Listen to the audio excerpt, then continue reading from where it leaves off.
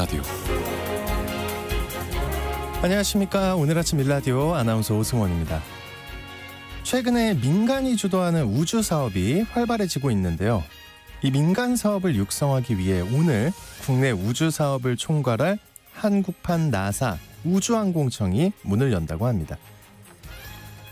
우주 사업은 천문학적인 돈이 드는 사업이라고 생각했는데요. 이제는 우주 관광을 비롯해 다양한 비즈니스들이 잠재되어 있는 미래의 먹거리, 돈 버는 시장으로 주목을 받고 있죠. 이미 미국의 스페이스X라는 대표적인 기업은요, 발사체와 통신 서비스 등으로 지난해 11조 원의 매출을 거두고 첫 흑자를 달성하기도 했는데요. 2040년까지 전망되고 있는 세계 우주 경제 규모가 최대 4천조 원으로 추정되고 있는데, 우주가 돈이 되는 시대에 우리도 속도를 내야겠죠. 그동안 추진해온 차세대 발사체 사업, 달 착륙선 사업 등을 성공시키면서 민간 기업들이 추진하려고 하는 우주 IT, 위성 서비스 사업 등도 적극 지원해야 한다는 목소리가 나오고 있습니다. 미국 나사와 민간 기업들이 함께 우주 산업을 발전시켜 나가는 것처럼 우리도 우주항공청을 중심으로 우주 강국의 시대를 앞당길 수 있길 기대해 보겠습니다. 5월 27일 월요일 오늘 아침 일라디오 출발합니다.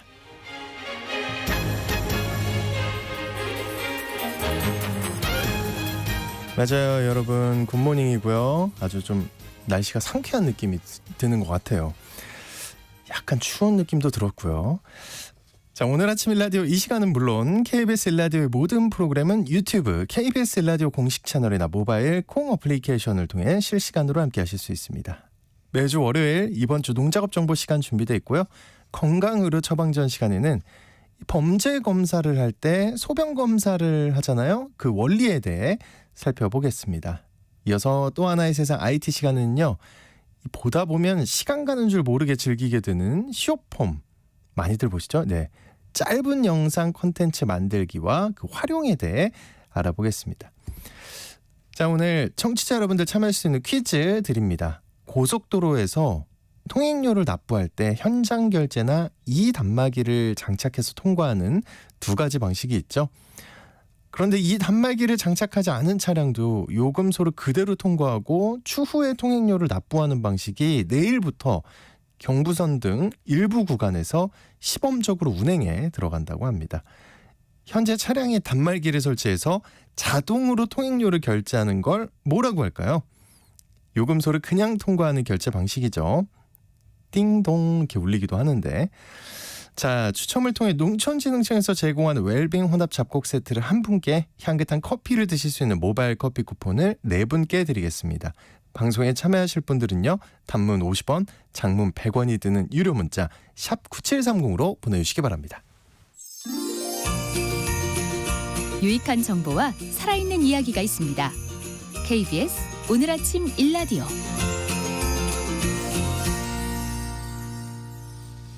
한 주간 농가에서 알아둬야 할 주요 농작업 정보를 전하는 시간입니다.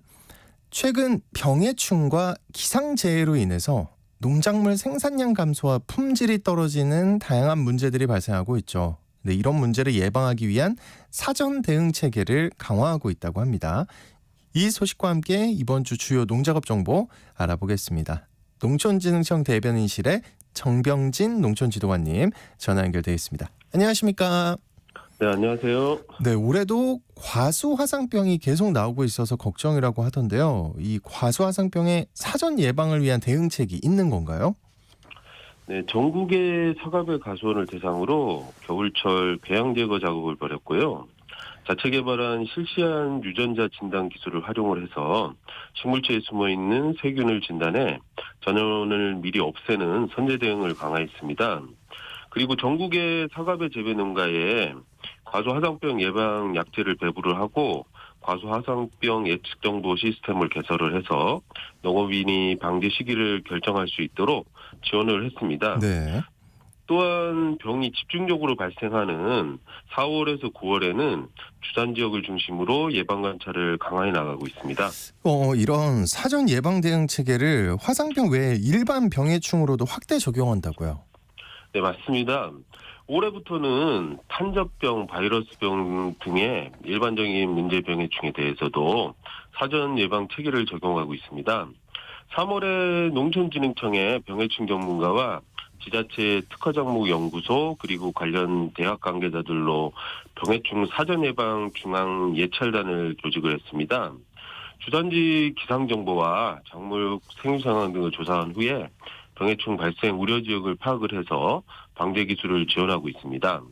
그리고 사과, 배, 복숭아, 배추, 고추, 감귤, 단감 등에 주로 발생하는 중점관리 병해충의 조기 발견과 신속 방제를 위해서 지역 대학 연구소와 협업을 통해서 현장 점검과 예찰도 하고 있습니다. 네. 그리고 농장 단위로 기상과 작물 재배 위험도 예측 서비스도 지원하고 있다고요. 네, 2016년부터 농업기상재 조기경보 서비스를 제공하고 있는데요. 사방 30m 농장 단위의 기상 정보와 작물 재해 예측 정보, 피해 최소 관리 요령 등을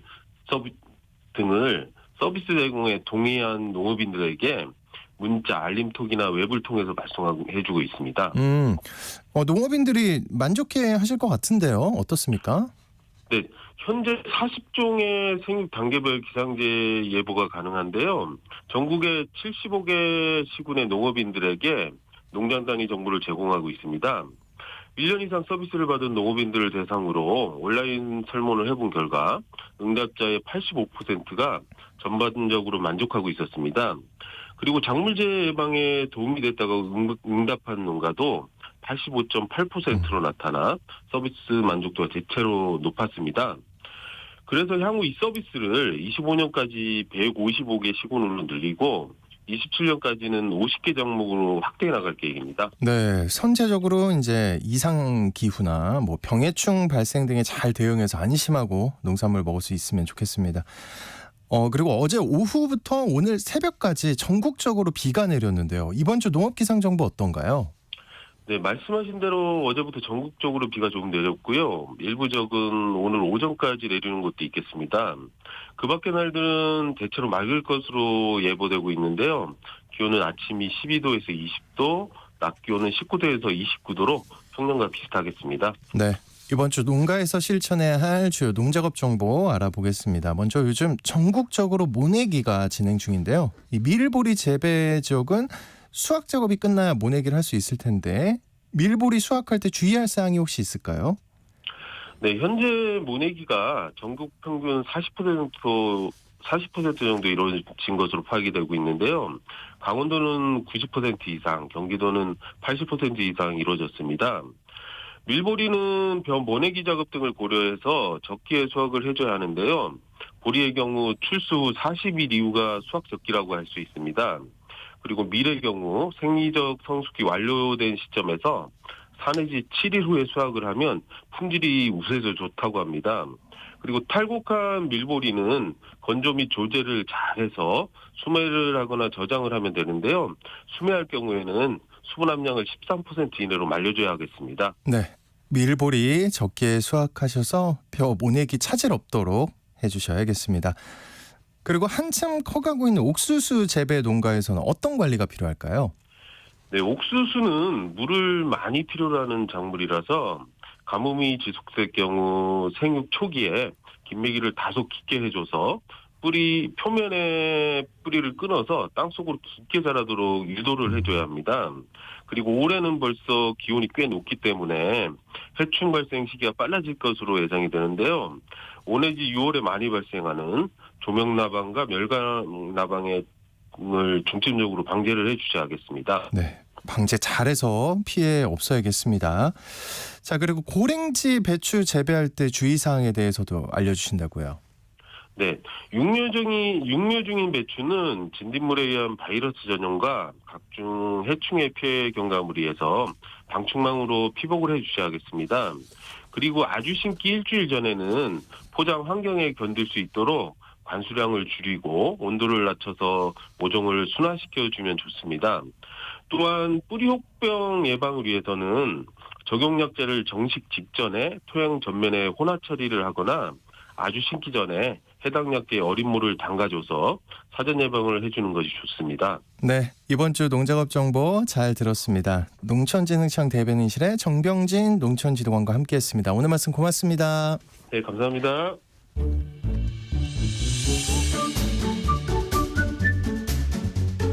아침을 여는 기분 좋은 습관. KBS 오늘 아침 일라디오.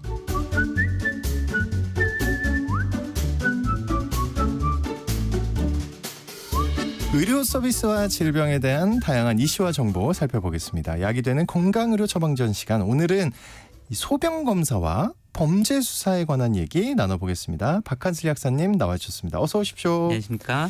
좀 생소한 주제인 것 같은데요. 우리가 이거 뉴스에서 많이 보는데 네. 뭐 범죄가 발생했을 때 수사할 때 소변 검사했다, 결과가 어땠다 이런 거는 많이 본 것 같은데 이거 어떤 원리인지 얘기해 주는 거예요? 네, 맞습니다. 네. 최근에도 사실 그 유명 트로트 가수분이 조금 논란을 빚은 그쵸, 일이 그쵸. 있었지 않습니까? 그래서 그분도 이제 뭐 사실관계는 그분과 관련된 거니까 이제 제가 논의하는 게 좀 안 맞겠습니다만은 결국은 이제 금요일에 구속까지 되고 좀 그런 안타까운 일이 있었잖아요. 근데 이걸 의외로 많이들 궁금해하시더라고요. 그 사람이 이제 하는데 결국은 소변 검사에서 음주 여부를 확인해가지고 실토를 했다 하는데 벌써 한 17시간 지나서 간 건데도 되는 거예요, 그게? 네, 그게 정말로 된다는 거. 오. 근데 이게 단순하게 그냥 소변에 알코올이 들어있다라는 걸 검사하는 방식은 이건 한 10시간 길어봤자 7시간, 8시간 정도 지나면은 사실은 검출을 못합니다. 알코올은 그 전에 거의 다 분해가 되기 때문에. 네. 그래서 알코올을 검출한 게 아니고 좀 다른 방식으로 했다는 거를 먼저 말씀을 드리고요. 이걸 오늘 그럼 제가 왜 이런 얘기를 준비를 했냐 하면은 사실은 이게 약학의 연구 분야 중에 하나거든요. 되게 중요한. 그래서 예. 소변을 연구하는 게 아니고 그 우리가 어떤 음식이든지 아니 어떤 약이든지 우리가 입으로 먹으면 그게 뭐 장에서 흡수가 되겠죠. 그다음에 그 장에서 흡수된 게 무조건 간으로 갑니다. 그리고 간에서 그 물질들이 좀 바뀌어요. 요거를 물질 대사 줄여서 약간 대사라고 하는데 이 간에서 대사를 거치면 그 약들이 중간중간 그 분해된 산물들이 나옵니다. 그래서 어떤 분해 산물이 나오고 이게 어떤 역할을 하는지 이런 것들을 굉장히 심도 있게 연구를 하거든요. 그래서 알코올도 그 맥락에서 같이 연구가 됐다 보니까 이번에 좀 이렇게 알코올 대사체 검출이라는 그런 기술을 개발할 수 있었던 거고 그래서 이런 얘기도 한번 같이 드려보면 좋을 것 같아가지고 네. 이런 걸 한번 준비를 해봤습니다. 이게 약이랑 연결이 되는 거예요? 네. 그렇군요. 그럼 우선 궁금증이 이겁니다. 소변 검사로 이걸 어떻게 잡는 거예요? 네, 제가 앞에서도 잠깐 말씀드렸지만 이게 단순하게 소변에 알코올이 섞여 나온다 이런 걸 잡는 게 아니고요. 네. 이제 이번 그 가수분의 사건 같은 경우는 문제가 됐던 게 이제 사고를 내기 전에 술을 마신 건지 아니면 사고를 내고도 또 술을 드셨잖아요. 그러니까 그러면 만약에 음주 측정을 했을 때 내가 나중에 먹어서 나오는 거다라고 이렇게 하면 사실은 뭐가 맞는 거지? 라고 할 수가 없잖아요. 네. 그래서 옛날 전래동화 중에 왜 훈장님과 꿀단지 뭐 이런 얘기 혹시 기억하실지 모르겠는데 뭐였죠? 그 서당에서 훈장님이 혼자만 계속 꿀을 드시는 거예요. 그래서 그러니까 학생들이 훈장님 그 뭔데 혼자 자꾸 드시냐니까 애들이 먹으면 죽는 독이다. 그러니까 얼음만 먹을 수 있다. 얼음만 먹을 수 있다. 이러니까 이제 애가 꾀를 내가지고 꿀을 다 먹어버리고 그다음에 훈장님 벼루를 탁 깨버립니다. 그래서 훈장님 제가 벼루를 깨고 속상해서 죽으려고 먹었습니다. 이러면서 천재인데요. 저는 되게 조상님들이 참 똑똑하시다 정말 생각을 했는데 예. 이러면 사실 모르죠. 꿀을 먹고 벼루를 깬 건지 아니면 벼루를 깨고 꿀을 먹은 건지. 근데 요즘은 알 수가 있다는 거예요. 이거를 어떻게 하냐면요. 예. 우리가 어떤 뭔가를 먹으면 이제 장에서 소화를 거쳐서 피 속에 양분이 되는데 그게 아까 말씀드린 것처럼 간을 무조건 한번 거칩니다. 근데 왜 이렇게 만들어놨냐면 우리 몸에 뭔가 나쁜 게 들어와서 내가 나쁜 걸 먹었습니다. 그게 흡수가 돼서 올라올 수가 있잖아요. 위로. 근데 혈액에 나쁜 물질이 떠다니면 안 되기 때문에 간에서 한번 일종의 검문을 해주는 거거든요. 그래서 우리도 왜 해외여행 같은 거 가면 막 가끔 캐리어에 막 노란 딱지 이런 거 붙어 있는 거 경험이 있는 분도 계실 거예요. 저는 한번 그런 걸 겪어봤는데 이게 해외에서 이제 어디 가니까 과도 같은 게 예쁜 게 있어가지고 그걸 하나 사서 이제 사왔는데 이게 약간 문제가 될 수 있는 위험. 그래가지고 캐리어에 노란 딱지 붙어 있고 무조건 세관으로 오시오 막 이렇게 돼 있는 거예요. 이걸 사실은 이걸 똑같이 하는 겁니다. 간에서도 이상한 물질이 보이면 또 조금 이상한데 하면 딱지를 하나 탁 붙여버려요. 그리고 일단은 보내줍니다. 근데 혈액을 한 바퀴 돌면은 다시 간으로 돌아오죠. 너 딱지 붙은 애네? 한 번 더 붙이도 아니면 분해를 좀 해버립니다. 이런 식으로 몇 차례 거치면서 이렇게 계속 물질들 딱지 붙이고 분해를 해가는데 이 딱지를 붙이면 좀 더 물에 잘 녹게 되고 그러면 소변으로 배출이 좀 더 쉬워집니다. 그리고 작게 줄어들었으니까 이제 소변을 내보낼 수가 있는 거죠. 그럼 바꿔 말해서 이제 소변에서 검사를 했는데 그냥 알코올이 아니고 알코올에서 뭔가 딱지가 붙은 애들 아니면 더 분해된 애들 이런 애들을 보면은 아 얘가 나왔으면 최소한 술 먹은 지 얼마 이상 지난 거다. 그렇게 해서 알 수가 있는 거죠. 그냥 그래서 정말 나쁜 분들은 일부러 이제 막 교통사고 같은 게 나면은 갑자기 막 소주병을 꺼내가지고 막 혼자 버럭버럭 드신대요 거기서 현장에서. 예? 그러면은 모른다는 거죠. 사고 나고 먹은 건지 그 전에 먹은 건지. 사실 맞긴 한데 이제는 그런 게 전혀 안 되는 거예요. 그리고 만약에 이런 식으로 한다면 더 강하게 가중처벌하겠다는 법도 지금 개정하겠다는 그런 것들이 나와 있는 상태입니다. 아이고 네. 참 진짜 할 말이 많지만 네. 주제랑 크게 상관이 없어요. 네. 일단 지나갈게요. 근데 어쨌든 이래서 이제 알 수 있다. 그러면 이제 우리 음주 측정할 때요. 후 부세요 경찰관들 막 그러잖아요. 이거는 어떻게 하는 건가요? 이제 그거는 비교적 좀 간단한 방식인데요.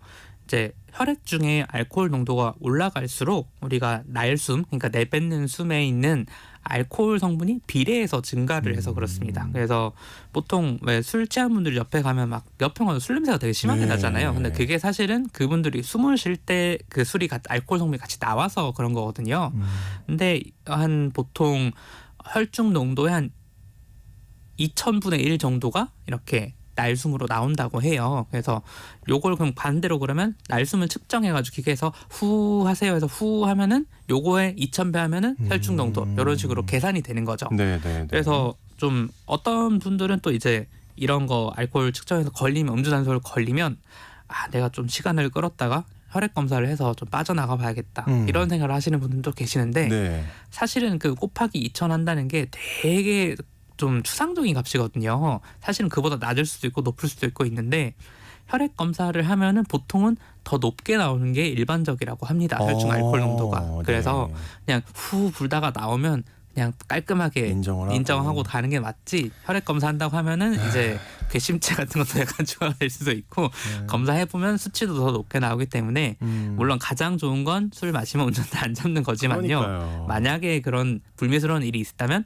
빠르게 인정을 하는 게 좋다라는 겁니다.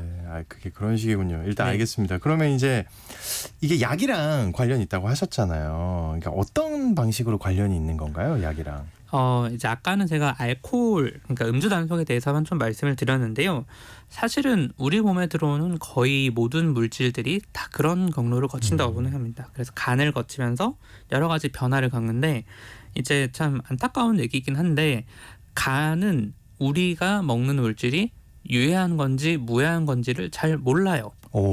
사실은 그게 왜 그러냐면 어떤 우리가 보통 약으로 쓰는 물질들이 원래는 이제 식물에 있는 어떤 약효 성분을 농축을 한다든지 아니면 그걸 좀 개량을 해가지고 만든 이런 것들이 많은데 그럼 간 입장에서 보면은 뭔가 외부에서 들어온 뭔지 모르는 물질이 똑같이 그렇게 보이는 거예요. 이게 약인지 뭔지 관심이 없는 거죠, 간은. 그리고 사실은 그런 것들이 들어오면은 보통은 독성 물질인 경우가 많거든요. 우리가 옛날 자연의 상태에서는 네. 그렇죠. 그러니까 이거를 그냥 뭐가 들어오든 너 뭐 이상한데 딱지 붙이고 그 다음에 좀 분해시켜 버리고 약간 이걸 하는 거예요. 그래서 우리가 입으로 약을 먹으면 거의 절반 가까이가 이렇게 분해를 돼버립니다. 절반이나요? 네, 그래서 구체적으로는 한 30%에서 40% 정도 보통 약들은 그래서 우리가 100mg짜리 약을 만약에 먹는다 그러면은 이게 간에서 한 30에서 40mg이 그냥 분해가 돼버리는 거예요. 처음부터. 그래서 우리는 사실은 60mg만 혈액을 돌면서 하는데 혈액을 한번 돌고 다시 간에 가면 또 줄고 또 줄고 그러다가 나중에는 다 소변으로 배출이 되어버리는 이렇게 과정을 거치는데 이게 비율이 좀 너무 높잖아요. 40%막 이렇게 날려버리면 그러니까요. 그리고 또 어떤 되게 심한 약들은 거의 90%를 날리기도 하거든요. 간이 그 친구를 특별히 싫어하나 보네요. 그 네, 약을. 그 달 분해가 되는 성질이니까. 그러면 이런 것들은 입으로 먹으면 이제 그냥 일할만 계속 쓰이는 거니까 이게 그러네요. 너무 낭비. 너무 효율이 나네요. 네. 예. 그러면 이런 약들은 어떻게 쓰냐 해서 그래서 사실은 우리가 주사를 맞는 거예요.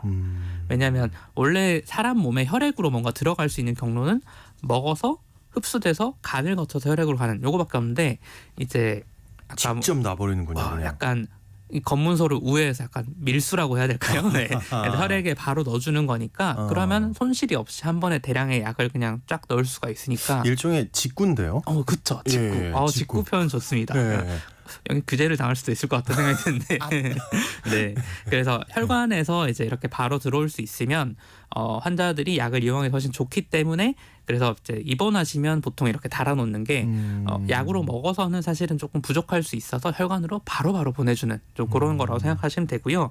근데 또 우리가 매번 주사만 맞을 수는 없지 않습니까? 그래서 먹는 약을 좀 어떻게 이런 간에서 분해되는 걸 좀 막을 수 없는 방법이 없을까? 좀 이런 걸 고민을 많이 했고 실제로 많은 약들이 나왔는데 좀 이해하기 쉬운 거 하나만 딱 말씀을 드리면 간에 들어가면 어차피 이렇게 뚝 분해를 시킨다 이렇게 하는 게 있으니까 이걸 역으로 좀 사용해서 역으로요? 네.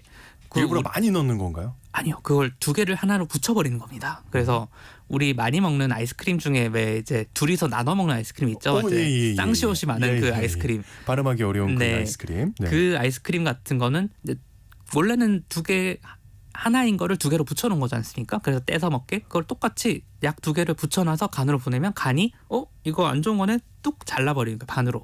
그러면 각각이 사실은 살아있군요. 둘 다 살아있는 거죠.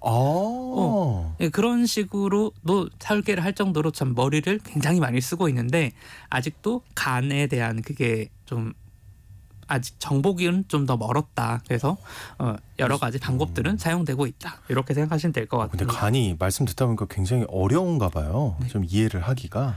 이게 워낙 다양한 효소들이 많이 들어있고 또 작업도 많이 해서 이제 보통 그런 광고 같은 데서 뭐 피로 간 때문이다라고 하는 그런 것들도 간이 그런 독성 물질 분해 같은 거 이런 걸 굉장히 많이 하기도 그렇고요.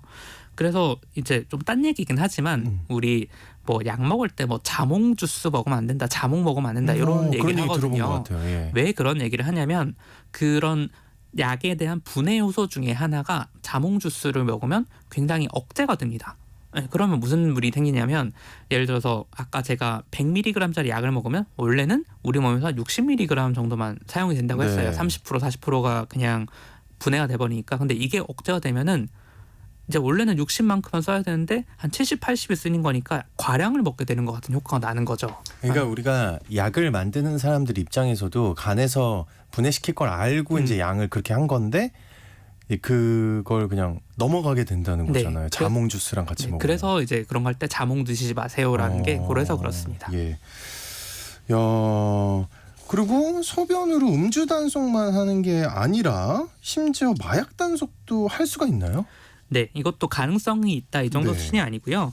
이런 식의 추적 조사를 이제 하수 역학이라고 하는데 하수구의 역학 이렇게 이게 우리나라에서 실제로 한번 해봤습니다. 3년 동안. 그래서 해봤더니 전국의 모든 지자체에서 그 사람들 소변이 다 모이는 그런 하수 처리장에서 검사를 해보니까 전국 모든 지자체에서 마약 성분이 다 검출이 된 거예요. 아 진짜요? 네. 그래서 진짜 그야말로 하수 처리장. 네, 하수 처리장에는 사실 마약을 먹어도 똑같이 간에서 거쳐서 소변으로 배출이 되니까 그걸 다 검사를 해보니 정말로 엄청 나온 거예요. 네, 특히나 이제 가장 많이 검출된 지역은 인천이고 그 다음에도 뭐 경기도, 경상남도 순서, 부산. 그러니까 약간 우리가 생각하기에 뭔가 서울 같은 지역이 마약에 가장 노출된 위험한 지역을 생각하는데 그게 아니었더란 거죠. 인천이 1등, 그 다음이 경기도, 그 다음이 경남. 네. 그러니까 이게 좀 우리가 이런 조사 결과를 바탕으로 우리가 알지 못하던 어떤 마약 유통이 이 지역에서 일어나고 있구나 이런 거를 알 수가 있는 거고 근데 또 물론 약간 왜곡이 있을 수 있는 점은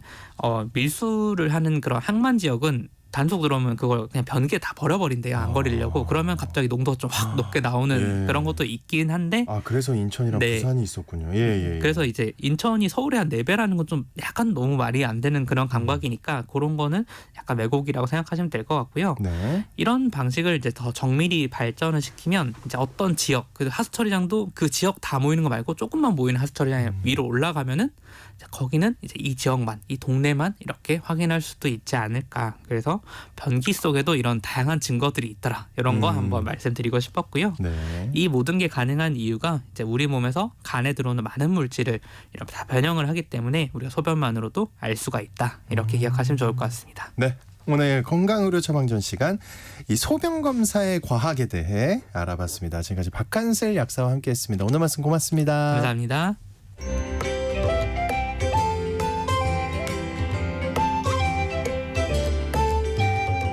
상쾌한 하루의 시작. KBS 오늘 아침 일라디오.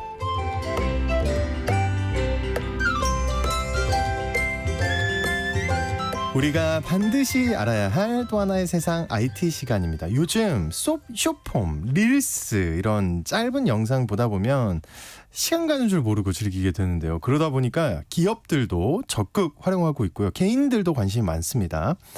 자, 오늘은 쇼폼 활용에 대해 살펴보겠습니다. 히든브레인 연구소의 송태민 소장님 나와주셨습니다. 어서 오십시오. 네, 안녕하세요. 이 쇼폼 진짜 많이 보는 것 같아요. 그죠, 주변에도 막 나 쇼폼 중독이다 네. 뭐 이런 말들이 나오는데 네. 요즘에 쇼폼 시장이 어떤가요? 네. 좋을 것 같은데. 우선 이 쇼폼에 대해서 간단히 설명을 드려볼게요. 뭐 가로형의 일반 영상은 뭐 롱폼 혹은 미드폼이라고 부르고 있고요. 그다음에 세로형 영상에 보통 1분 내외 영상을 쇼폼이라고 하고 있어요. 그래서 아까 뭐 쇼폼이나 릴스라고 하셨는데 그게 아니라 쇼폼은 하나의 형태인 거고 릴스는 그냥 인스타그램에서 만든 짧은 영상의 이름, 유튜브는 쇼츠, 그다음에 틱톡 이런 식으로 이제 구분해서 서비스명이 있다라고 보시면 될 것 같아요. 조금씩 다르다. 네, 그 쇼폼은 짧은 영상류, 예, 종류다라고 보시면 될 것 같아요. 근데 이렇게 방금 얘기했던 유튜브나 인스타그램, 틱톡 이거 말고도 네이버에서도 클립이라는 게 있고요. 그다음에 블로그에서는 또 모먼트라는 게 있고요. 카카오 같은 경우도 근데 이게 오늘의 듣다 숏. 보니까 다 네. 아는 것 같아요. 네. 카카오는 뭐라고요? 오늘의 숏. 오늘의 쇼. 네. 한마디로 사람들이 많이 모여 있는 공간이라면은 이제는 쇼폼 영상이 다 들어가 있어요. 이 서비스가 없으면은 안 되는 거죠. 최근에 저한테 이제 컨설팅 받았던 한 이제 금융회사가 있는데 거기 자기 금융 앱에다가 쇼폼을 넣겠다는 거예요. 그래서 우와 이거 참신하다. 왜 넣어요?라고 했더니 오히려 그쪽에서는 사람들이 앱을 오랫동안 썼으면 좋겠는 거예요. 그래서 금융 앱을요? 네, 그래서 금융 앱에 들어왔다가 쇼폼에 빠져서 한번 누르기 시작하면 또 계속 넘기면서 보잖아요. 막 그렇죠. 재미가 네. 있으면. 그래서 네. 앱의 뭐 사용 시간이 굉장히 길어지겠죠. 근데 주 목적이 그 앱이 아닌데 잠깐만요. 그래서 저는 이제 반대를 했거든요. 네. 근데 그만큼 되게 중요한 거는 사람들이 이런 쇼폼에 굉장히 집중을 하고 있기 때문에 어느 앱이 됐던 이 기능만 들어가면은 좀 더 점유율이 올라간다라고도 얘기를 할 수 있을 것 같아요. 근데 되게 또 중요한 얘기가 또 있습니다. 방금 얘기했던 다양한 앱들이 있는데 한국 사람들이 가장 많이 쓰는 이런 동영상 SNS 뭐가 유튜브? 있을까요? 유튜브 아닐까요? 유튜브가 항상 1위라고 생각을 했겠죠. 예, 아니에요. 근데 지난달부터 바뀌었어요. 네, 한국에서는 설마 틱톡? 아니에요. 틱톡도 틱톡도 아니고 네. 인스타그램이 1위로 바뀌었습니다. 인스타그램. 네, 최근에 이제 지난달 이제 22일 날 이제 정보통신정책위원회에서 보고서를 이제 세대별 SNS 이용 현황을 이제 발표를 했어요. 근데 거기서 1위가 이제 인스타그램이 나오게 된 거죠. 이제 절반 정도가 인스타그램을 쓰는 건데 어떻게 이렇게 됐을까라고 하면은 최근에 이제 연령대별로 예를 들어 틱톡 같은 경우는 10대에서 20대 중반까지 가장 많이 쓰고요. 그다음에 유튜브는 뭐 전 연령대가 될 것 같고 인스타그램 같은 경우는 20대에서 30대가 주로 많이 썼죠. 근데 갑자기 인스타그램이 1위를 하고 있다고 했잖아요. 네. 왜 그럴까 했더니 인스타그램에 있는 이 짧은 영상 릴스라는 게 이제 페이스북은 보통 40, 50대 이상이죠. 근데 거기에 릴스가 같이 기능이 들어갔어요. 즉 페이스북에서 릴스를 클릭하면은 인스타그램의 릴스랑 같은 영상을 보게 되는 거예요. 한마디로 이 릴스라는 거는 인스타그램의 20, 30대와 그다음에 페이스북의 40, 50대를 다 동시에 한마디로 점유를 할 수 있기 때문에 갑자기 1위를 하게 됐다라고도 보면 될 것 같아요. 그 두 기업이 같은 기업이잖아요. 네, 그죠. 메타라는 같은 기업이기 때문에. 네. 그 소장님도 영상 많이 찍어 올리시잖아요, 그죠? 그죠. 그 해외랑 국내는 인스타그램이라고 했고 맞나요? 네, 그렇게 맞습니다. 받아들여야 되는 거죠. 해외는 틱톡 아닌가요? 그 틱톡이면 좋겠는데 아니에요? 이면 좋겠는 건 아니죠. 무슨 말씀이세요? 아니 죄송해요. 네. 제가 잘못 말했어요. 네, 그게 아니라 틱톡인 것 같았지만은 네. 틱톡을 거부하는 나라들이 좀 많이 존재해요. 그렇다 보니까 그 중국 기업이라 그런 거예요? 네, 중국 기업뿐만 아니라 사실 이제 약관에 아예 이 틱톡에 올라간 영상은 중국 서버로 간다라는 게 아예 내용이 있어요. 아, 약관. 네. 예. 있다 보니까 뭐 불법적으로 가져가는 건 아니긴 한데 그 약간 자체가 약간 거북스러운 느낌은 그럴 있는 수 거죠. 있죠. 예, 예. 네, 그렇다 보니까 이를 통해서 예를 들어서 뭐 인도 같은 경우도 인도가 사실 사용량이 가장 많은 나라 중에 하나예요. 유튜브도 현재 구독자 가장 많은 채널은 전부 다 인도거든요.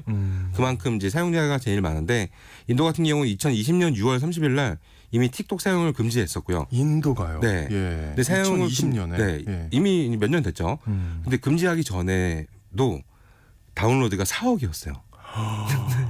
그만큼 이제 엄청난 부분이 있었죠. 예. 근데 이것뿐만 아니라 뭐 방글라데시 같은 경우도 이미 이제 중국어를 포함한 앱들을 전부 다 사용을 금지시켰어요. 틱톡도 그렇고, 그다음에 아랍에미리트, 그다음에 인도네시아, 그다음에 이스라엘 이런 회사들도 전부 다 틱톡을 제한하면서 전 세계적으로 이제 못 쓰는 나라들이 점점 늘어나는 거죠. 근데 미국도 아직까지 사용할 수 있지만은 뭐 어떻게 될지 모르겠죠. 그렇죠. 앞으로도. 예. 그러다 보니까 아주 강경하게 미국 정부는 못 쓰게 하려고 하는 것 같더라고요. 예. 근데 이제 이런 못 쓰게 하기 전에는 사용량을 보면 영국이나 미국 같은 경우는 틱톡이 사실 유튜브를 훨씬 더 앞질렀어요. 사용량을 훨씬 더 앞질렀기 때문에 근데 이런 이제 정부 차원에서 이제 막게 되면은 어쩔 수 없이 뭐 다시 유튜브가 지금 최상단으로 올라가지 않을까라고 생각이 좀 들기도 합니다. 최근에는 이 숏폼 영상 이런 거를 기업뿐만이 아니고 네. 지자체나 공기업에서도 굉장히 활용을 많이 하려고 하는 것 같은데 네. 제가 궁금증이 이겁니다. 이거 왜 이렇게 활용을 하려고 하는 걸까?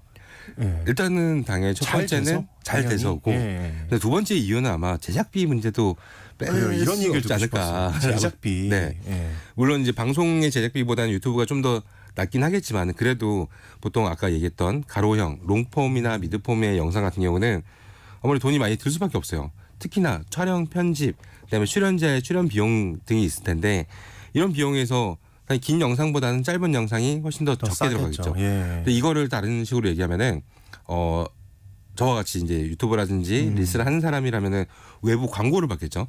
자, 여기 뭐 커피 광고를 해주세요. 그 영상을 만들어 주는데 만들어 줄 때도 애초부터 가격이 한 3분의 1 이하예요. 숏폼이. 그렇다 보니까 클라이언트 측 한마디로 이런 공기업이나 이런 지자체나 이런 데서도 외부에다가 광고를 자기네들이 직접 만드는 경우도 있겠지만은 대부분 맡기겠죠. 그러면 예산이 3분의 1 이하로 훨씬 더 줄기 때문에 근데 반응은 더 좋다라는 부분이 있다 보니까 자연스럽게 더 가는 게 아닌가라는 생각이 듭니다. 한마디로 가격은 싸고 그렇죠? 효과는 좋고. 활용도는 좋고 네. 이건 무조건 해야겠네요. 네, 맞습니다. 진짜. 예. 그 충주맨 같은 네. 저 같은 SNS 무지랭이도 잘 네, 모르는 네, 사람도 알 정도인데 이 성공을 했잖아요. 숏폼 그죠? 콘텐츠로. 이 요인이 어떤 거라고 생각하세요?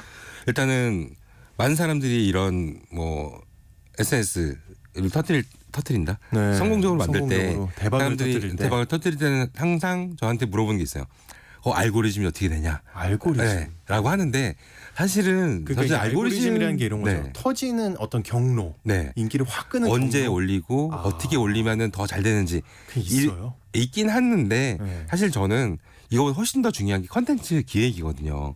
그래서 이 충주맨 같은 이런 유튜브 같은 경우도 사실 굉장히 기발하고 웃긴 그다음에 짧고 현재 어떤 게 트렌드인지 바로 딱 알 수 있는 것들을 이제 가져다가 영상을 만들다 보니까 훨씬 더 잘 된다라고 보는 거예요. 내용이 중요하다. 네, 내용이 훨씬 더 중요하다. 그거를 인터넷 같은 경우는 이런 트렌드에 굉장히 민감하기 때문에 뭐 열흘 전에 인기 있던 걸 지금 만든다 이런 게 안 되죠. 네, 당장이나 하루 이틀 정도에 이거를 봐야 되는데 제가 여기서 꿀팁 하나 또 드리면은 예. 트렌드가 현재 약간 아쉽지만은 온라인 상에서 트렌드는 현재 틱톡이 많이 이끌고 있어요. 특히 음악 같은 경우도 현재 어떤 게 음악이 가장 인기 있냐라는 것도 지표가 대부분 틱톡에서 먼저 시작이 돼요. 그 다음에 인스타그램은 하루 이틀 뒤에 인기를 실감할 수 있습니다. 즉 틱톡에서 먼저 이게 뜬다. 하루 이틀 뒤 되면은 릴스에서 올라와요, 다시 올라오고 있어요. 네. 그다음 한 일주일 뒤가 지나면은 유튜브에서 뜨고 있어요. 그만큼 트렌드 자체가 틱톡이 훨씬 더 빠른 거고 유튜브가 약간 늦는 이런 모양새를 볼 수가 있다라고도 얘기를 할 수 있습니다. 근데 이제 우리 방송을 듣는 분들 중에 이제 기업이나 정부 쪽에서 이런 거 관심 있어 하는 분들 입장이 있을 건데 그분들 같은 경우 이런 생각을 하실 거예요. 하루 지금 말씀 들어보면 막 하루 뭐 일주일 막 이러잖아요. 네. 근데 이분들은 어떤 걸 기획해서 결제 받고 이러려면 네, 맞아요. 최소 몇 주 걸리거나 빠르면 뭐 빨라도 며칠인데 그죠. 이게 참 어렵지 않을까요? 그런 네. 쪽의 입장에서는. 아까 얘기하셨던 충주맨 같은 경우도 위에다가 허락을 받지 않고서 그냥 기획을 해서 바로 촬영해서 올릴 수 있다라는 권한을 받았다고 했거든요. 그만큼 이제 이유가 굉장히 있었네요. 트렌디한 거를 빨리 받아들이고 만들려면은 이 결제 프로세스를 좀 많이 줄이는 게 또 중요할 것 같다라고 생각이 들기도 합니다. 그렇군요. 그러면은 정부나 기업 차원에서는 네. 결제를 줄여주는 게 네, 야, 이거 굉장히 어려울 것 같은데요. 네 맞습니다. 네, 그 쇼폼 콘텐츠를 통해서 그 하여튼 이 쇼폼을 MZ 세대가 제일 좋아한다는 거 아닙니까? 네 맞아요.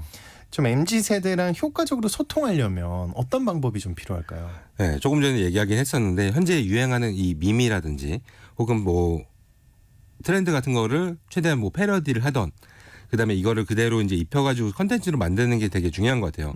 이제 세상이 약간 바뀐 게 완전 새로운 걸 내가 기획해서 만들어야지 라는 것보다는 사람들이 많이 좋아하는 게 무엇이고 그거를 같이 포용하자라는 부분이 훨씬 더 중요하거든요. 같이 놀아야 된다. 네, 같이 놀자. 내가 어떤 걸 새롭게 만들어서 이끈다 이런 거보다는. 네, 물론 이끄는 것도 중요할 수는 있겠지만은 네.